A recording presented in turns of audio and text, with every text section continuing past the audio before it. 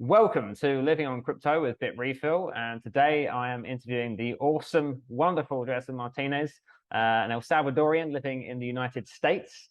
And yeah, to start us off, really with this video, please tell me, what do you do right now in your life? That's a good place to get us kicking. Yeah, sure, certainly, and thanks for having me, Lawrence. It's a pleasure to be here with you. So I guess in short, what I do professionally is I'm a Bitcoin miner. So I have a small business whereby I mine Bitcoin all over North America, and expanding into South America soon. But yeah, in short, that's my in terms of my professional life, that's what I do. I'm also father of two young girls here in the States, and I have a wonderful wife here as well. But also, that I should say that a part of my one of my biggest responsibilities right now is actually being at home with my 3 year old. Our youngest daughter's 3. She's not in school yet, so we decided that this year I would stay home and be a dad. During those years that are probably the most important, right? So that's another big important element to my life. So I have the benefit of being able to be a present dad, which is something that a lot of us didn't get to enjoy for a variety of different reasons, right? So yeah, so that's a little bit about what I'm up to right now. Oh, awesome. Thanks, man. Yeah, family man and a Bitcoin miner and living on Bitcoin as well. But we'll get to that. I guess first off, what I really want to kind of understand is Mhm. like your life before Bitcoin, right? Because obviously now you're here mining Bitcoin, living pretty much on Bitcoin. How did you get there? So, like, I guess first, Mhm. like, what were you doing like professionally before Bitcoin? And Mhm. then, like, talk me through how you got to this point where you discovered Bitcoin and kind of what happened at that point. Yeah, totally. So actually, let me start a little bit further before my professional life. So, as you mentioned, I'm Salvadoran. My parents were born in El Salvador, and they actually emigrated 40 years ago, close to 40 years ago, from El Salvador to the States during the Civil War in El Salvador. So, some of your listeners might be aware that El Salvador had about a decade long, really violent, really destructive civil war. My parents left the country during that time. They had me here, and I was raised partly in El Salvador, partly in the States. So I traveled between the two places when I was young. And I look, just like a lot of young people born of immigrants or Salvadoran immigrants here, I was really lucky, because of their sacrifices to get some of the opportunities that they never had, right? Like going to college. So I was fortunate enough to go to college here in the States. I studied math and economics. I was always really interested in how the world how we get prices, of things. Like, for example, I was always curious, like the thing that was always curious to me is like when I would drive past a gas station, I would say, who decided that it's 3 cents more today than it was yesterday? That kind of thing was really always like intriguing to me. So anyway, I went to college. I studied math and economics, and then actually my first job right out of college was at an investment bank. I started a career in capital markets. I worked for Morgan Stanley in New York. I was just super fortunate to land at what I perceived at the time, to kind of be the center of the universe, of the at least of the financial world. 22 years old in 2008, I was that was the dream, I guess. I didn't know any better at the time, but I have to say, I realized I started to learn really quickly what the reality of that lifestyle was, of working at a bulge bracket firm like that. In particular, through the financial crisis of 2008, which it turns out we caused. Right, all this kind of pain and suffering in the United States and abroad was really the responsibility of the banking system, right? Which I was a part of. And actually, during that time, I actually also learned, this was in my 20s, right?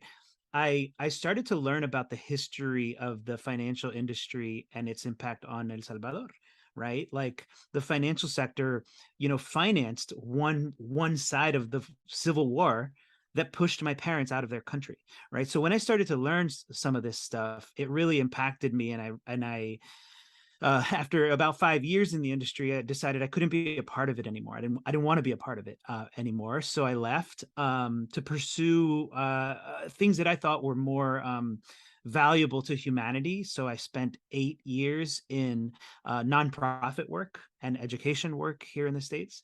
My wife happens to be an educator, so I followed her into the kind of education and nonprofit realm for about 8 years. Thinking that doing nonprofit work hopefully yields a more fair world, hopefully results in a more fair world than the one that we currently live in. Um, but even that, I think I found some real headwinds and some real frustrations in working in the nonprofit, kind of the fiat based nonprofit realm. And I guess look, because of my background in capital markets, I was always interested in kind of emergent technologies, right? I was always paying attention, even though I had left the industry, I was always paying attention to emergent technologies. And when I first heard about Bitcoin, I was just curious, right? I'm like, what is this exotic little, thing that you could now hold as part of a portfolio? I wasn't, look, I'm not a coder, I'm not a developer. I don't write I can't write a single line of code. So I didn't understand Bitcoin from the kind of the censorship resistance, privacy protecting, if used properly, type of technology. I was looking at it more as a financial asset because that's my background, right? However, as with anyone who spends time, learning about Bitcoin, you suddenly realize just how meaningful, how important, this technology is, in particular for people who have never had a fair shake, at building wealth, or who have been far, far away from the money spigots, right? That those who are really close to those money spigots get to exploit, right? So I learned about Bitcoin. I started learning about Bitcoin as a personal kind of hobby. I really have to say, I didn't have a friend or a family member or an acquaintance who told me about it. I actually kind of I started kind of my formal education through free college courses that were beginning to be offered at Wharton at the University of Pennsylvania. There was suddenly I think it was 2018 when there was a course called Bitcoin and Blockchain, and it was like 7 hours long. I took that course and I started going down the rabbit hole, right? Read all the books that we are now, they're all, canonical texts in this space. And I would say that the real turning point to where I became a person who started to live closer and closer to like a Bitcoin standard sort of Bitcoin only type of life came the year of the pandemic in 2020. So when the pandemic hit in March, and we saw, all of these effects in global capital markets. My first reaction through the summer of 2020 was to say, "Wait a minute, I've seen this movie before. I think I know what's going to happen from a government, monetary and fiscal policy response." And sure enough, that's precisely what we saw. So I think at that point I started to realize, wait a minute, I I know what's at stake here. I want to devote the rest of my life, my career, to supporting the Bitcoin network. So that's when I made my transition into and I started I began to mine Bitcoin, and that further pushed me in the direction of operating effectively exclusively on a Bitcoin standard, because now as a miner, my income became, Bitcoin denominated. I was no longer, or I mean, I'm sorry, I did have a job at the time and my job paid me in fiat, but my mining operation paid me in Bitcoin. Right. And so I started to exercise that muscle at a time where I was still, earning fiat.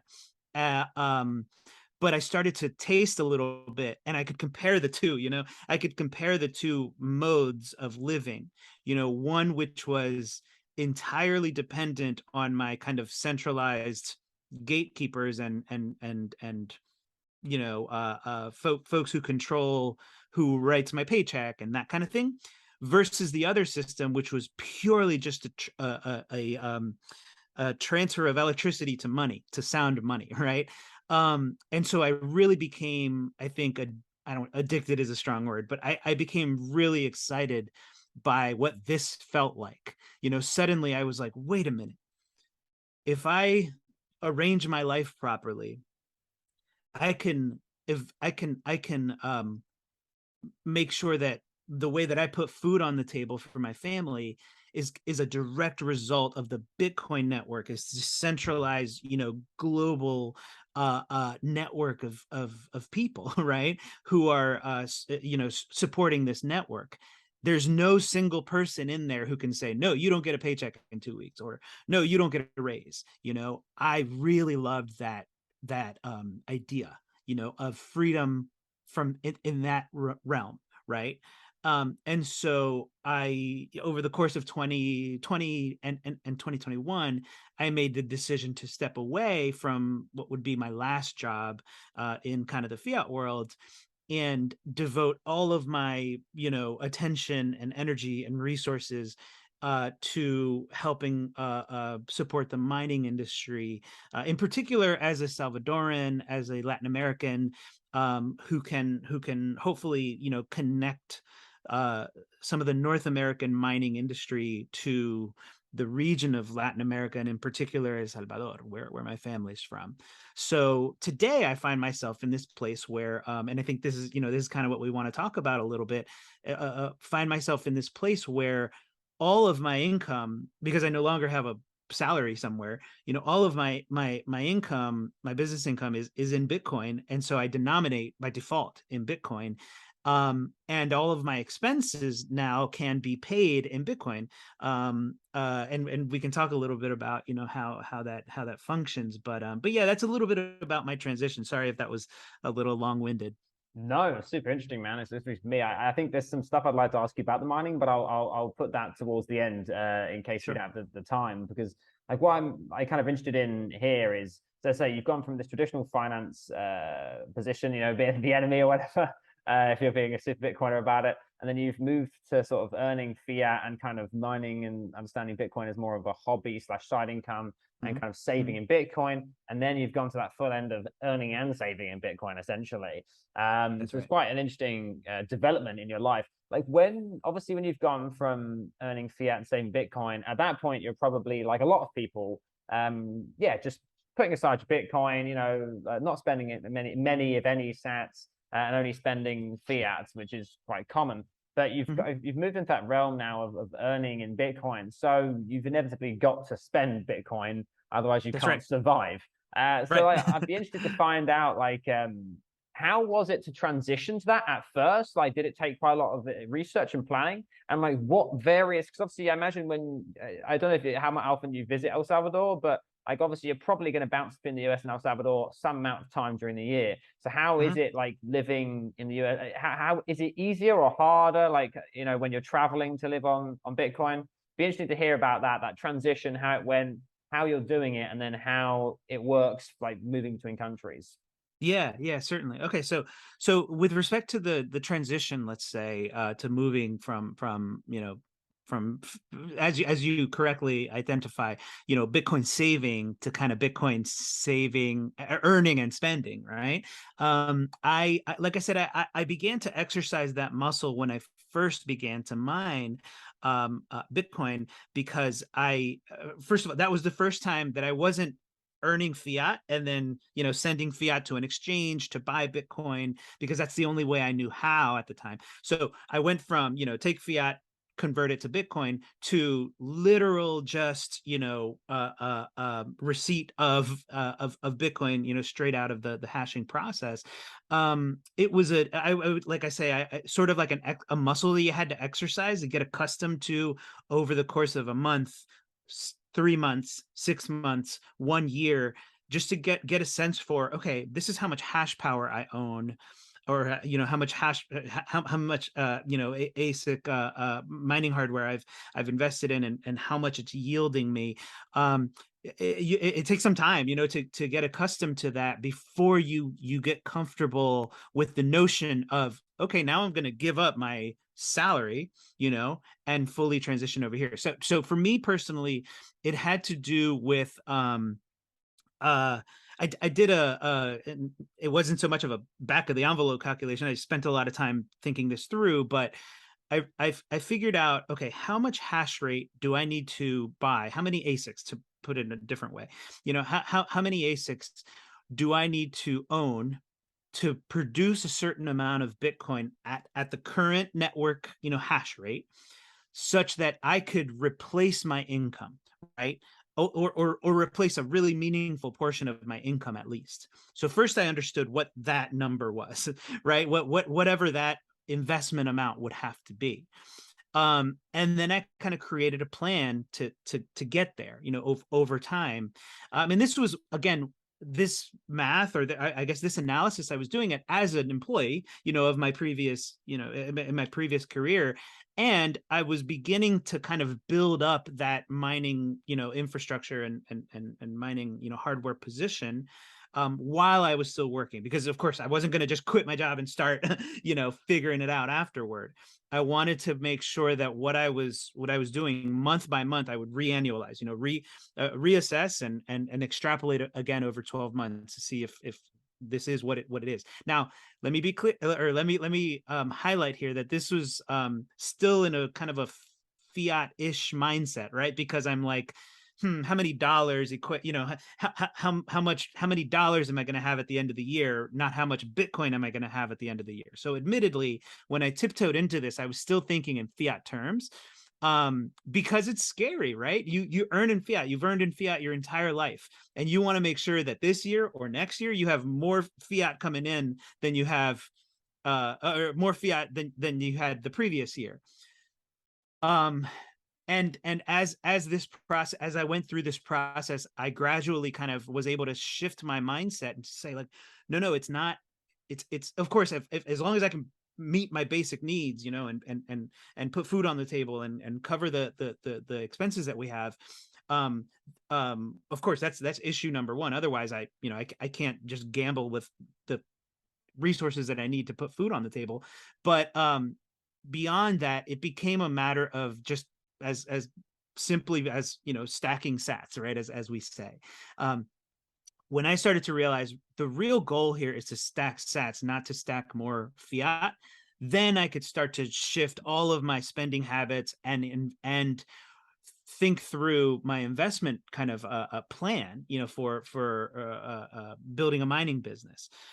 So that was a little bit. It was, I guess, what I'm trying to describe here is not just some like light bulb moment and a switch from one day to the next. It was a gradual process that I had to get comfortable with, but like with anything, and I keep using this analogy of exercising a muscle, as with anything, as you exercise that muscle, as you get more comfortable, as that muscle gets stronger, it becomes psychologically much more easy, to submit to, or to adopt, the mindset and just move forward. And so, of course, as we all know, the back end of 2021, I'm sorry, about a year ago, right, was our kind of fiat peak, or in terms of fiat value of the Bitcoin that we all hold.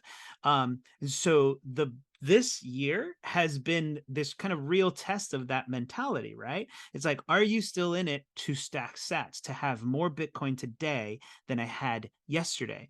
And for those of us, who I think have begun to think in this kind of Bitcoin standard sort of way, the answer is yeah. If I'm able to have more Bitcoin today than I had yesterday, more Bitcoin tomorrow than I had today, then I'm doing the right thing, because that's what my kind of ultimate goal is. So it was a bit of a transition, not something that happened overnight, but something that I'm more and more comfortable with every day. I would put it that way. I understand that, man, because like it's scary. Let's be realistic. It's still scary for me because I Yep. try and I'm still not fully, I'm sort of shifting slowly towards Yeah. a Bitcoin sort of standard, but it's tough. Like it's never easy because you see the price drop suddenly, and you think, I feel comfortable over 5 years having my, but then you think, maybe I don't feel comfortable over 6 months or a year. Suddenly, what if I have to pay a deposit on a blah blah blah Yep. blah blah, and Yep. there's all these worries that go through your head. So it can be difficult. So it's definitely not an easy task, but it's probably the right And one.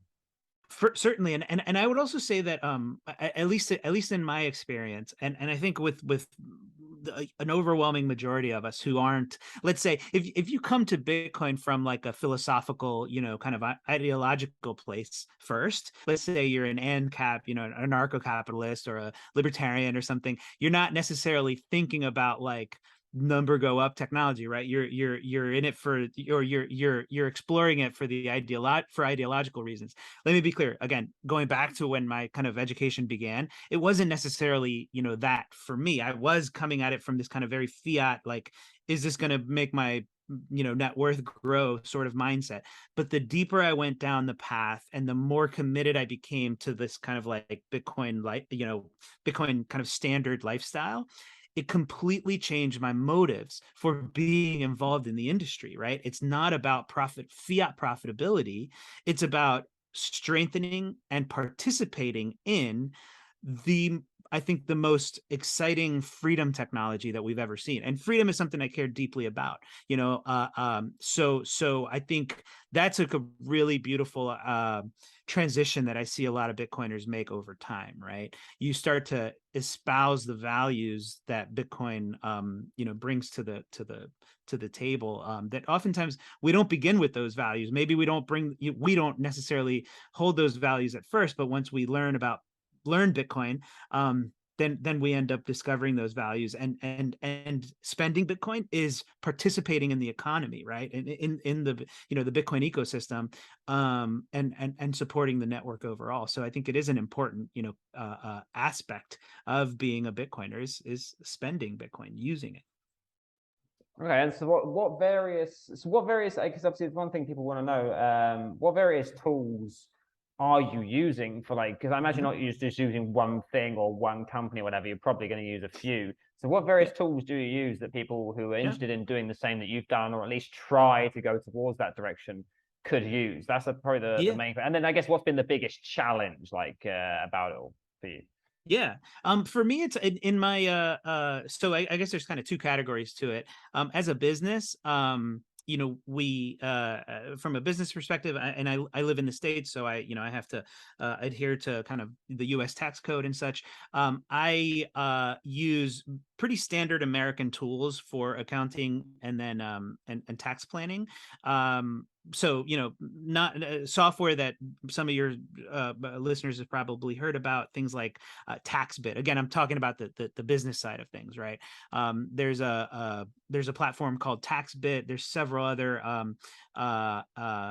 tools for tax I'm taking management. notes.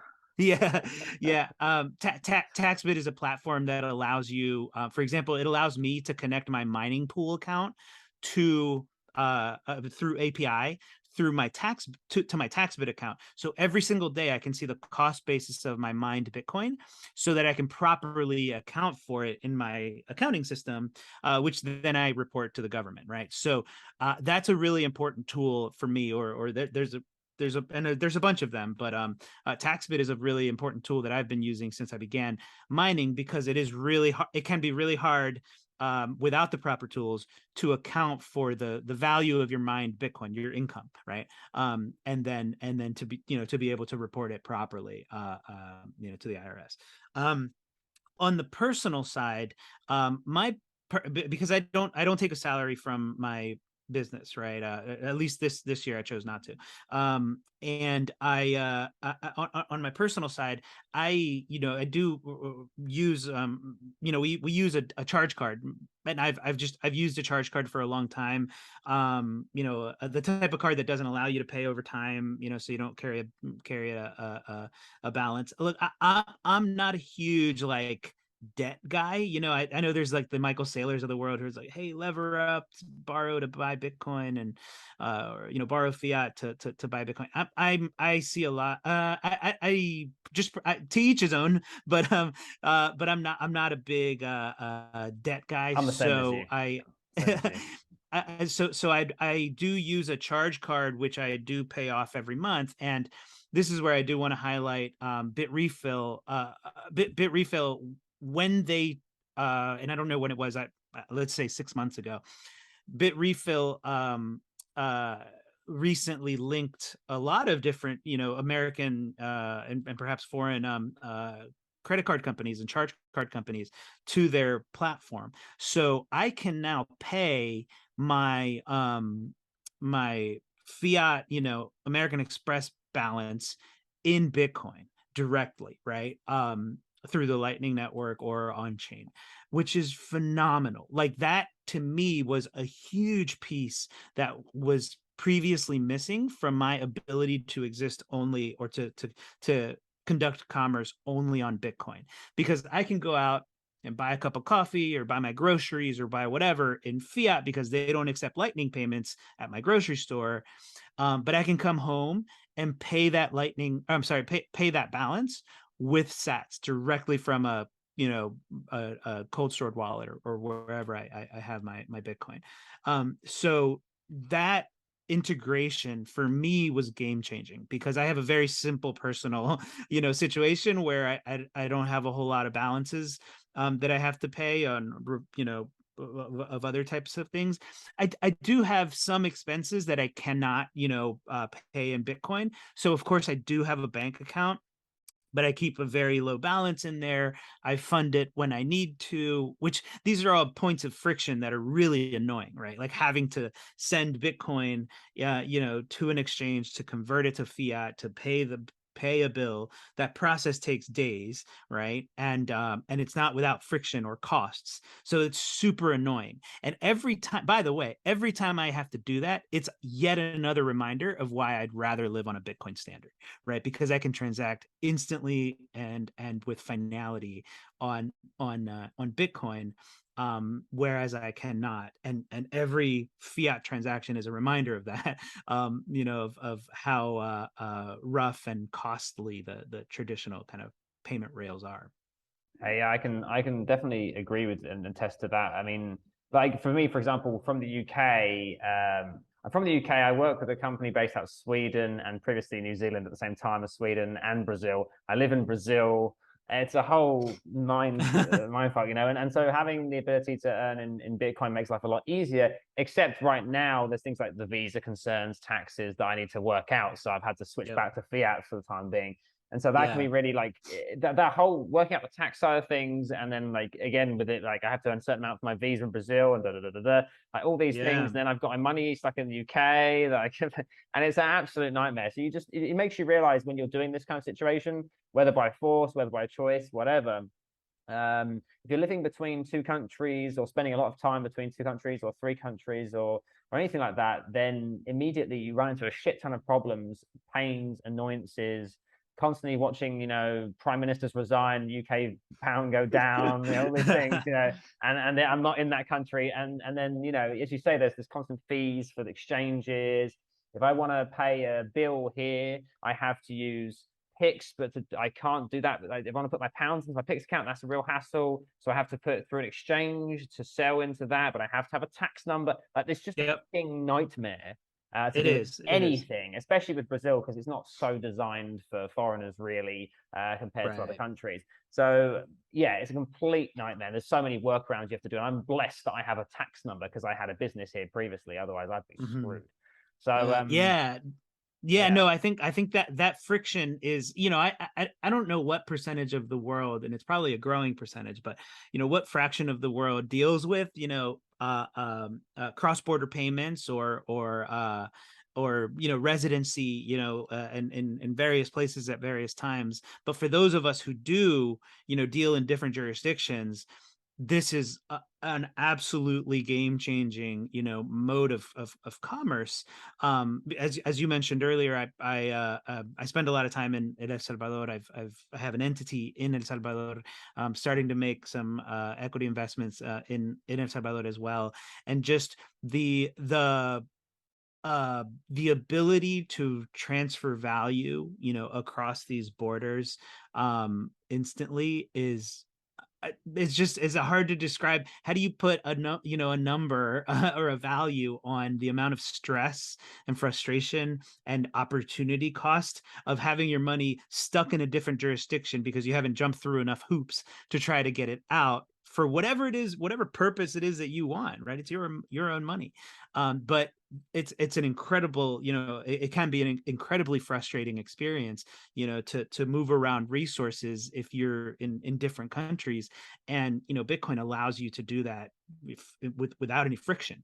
And in particular in El Salvador, in a country that is kind of leaning really hard into a Bitcoin kind of standard sort of framework.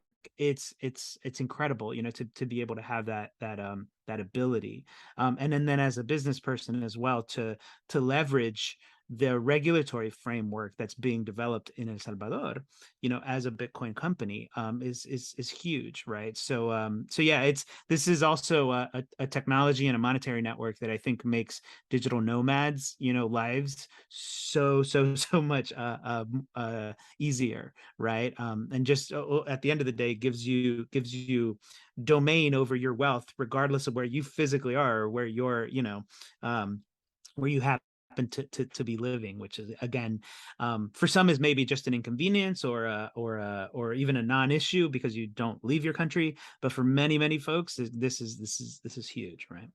Yeah, and this is the thing for friends who are in the UK or the US and they're happy just doing like the more ordinary thing.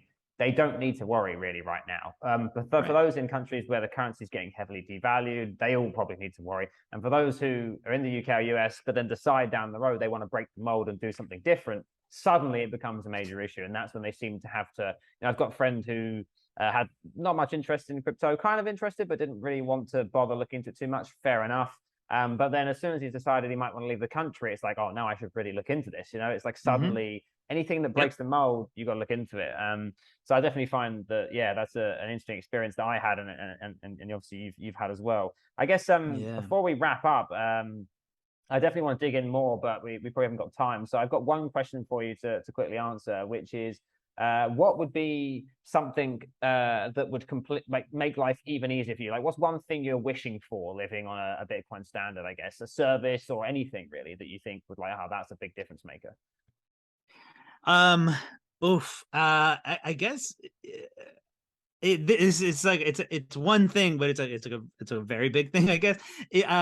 As a person who still has to move around in a predominantly fiat world, I would love to see more Lightning integration at the merchant level, at the commercial level, right?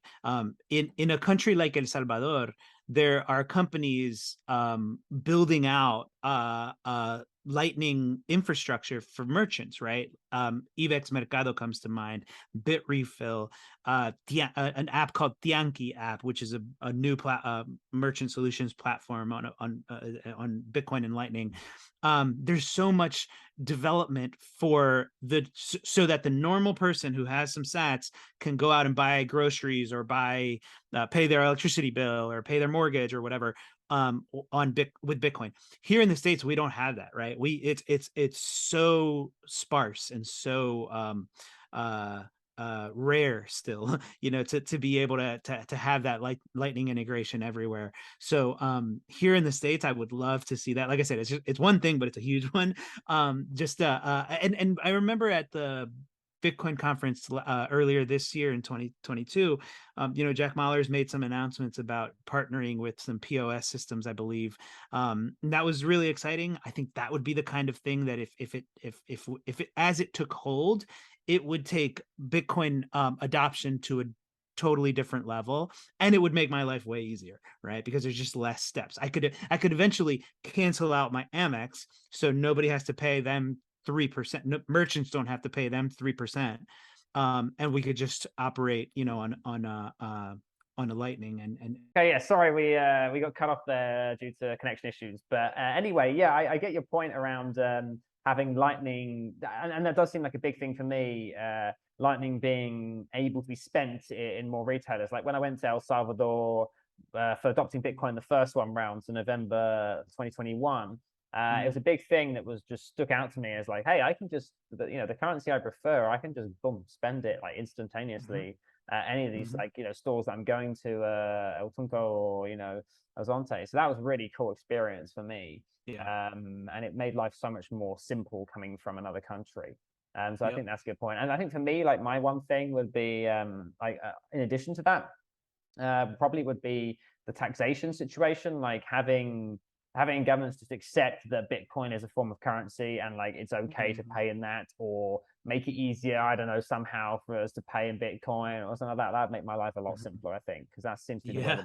the big issues seem to crop up.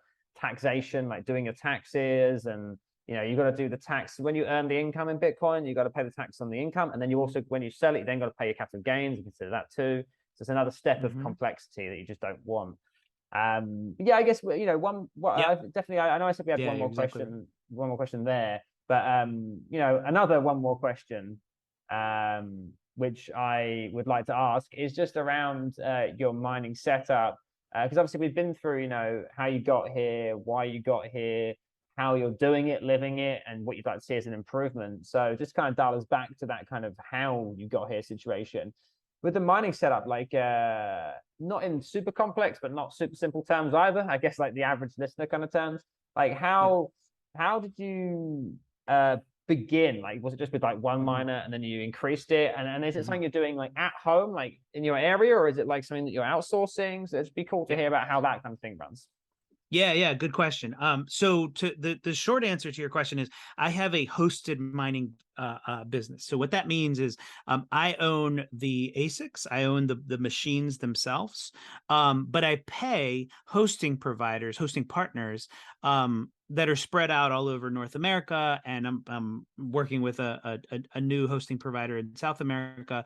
Who actually run the data centers where my ASICs are. So to answer your question, no, I do not have ASICs in my backyard. And the reason for that is because my electricity rate here at home, prior to having solar panels, was 13 cents a kilowatt hour, which is utterly uneconomical for Bitcoin mining. It just doesn't make sense. It would be a money burning experience. Look, and a lot of times in the Bitcoin mining space, there are these kind of like almost like ideological fights between folks who say no, if you're not running your own ASICs and if you're not plugging them in yourself and getting your own purchase, or a power purchase agreement from your utility provider, that's not real mining, right? If somebody else is running your computer, that's not real mining. And to that I say the following. It's kind of like building your own house.